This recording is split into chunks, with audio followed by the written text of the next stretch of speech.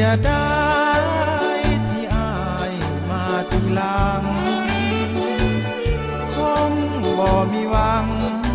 จะได้เป็นเจ้าหัวใจ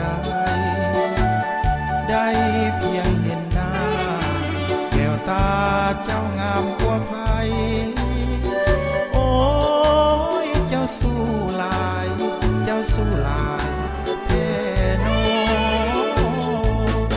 บอกเคยเห็นใครงามเท่ากับนงคาน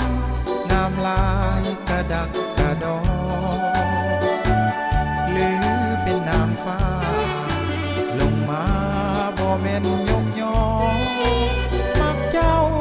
อยู่แท้นออยากจะขอเป็นคู่ครองได้ยินเขาเว้าว่าเจ้ามีแฟนแม่นบ่ถึงมีแล้วก็อายขอเป็นตัวสำรองถ้าแฟนน้องนายอย่าลืมบอกอายเด้อน้องอายจะมาจับจองเป็นเจ้าของจน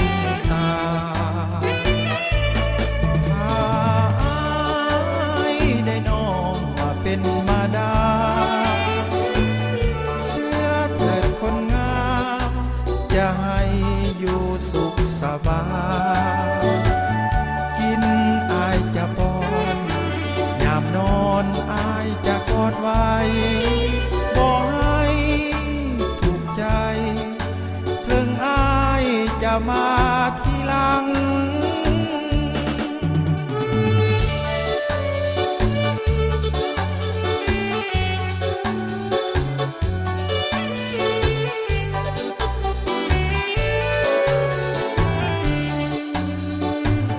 ได้ยินเขาเว้า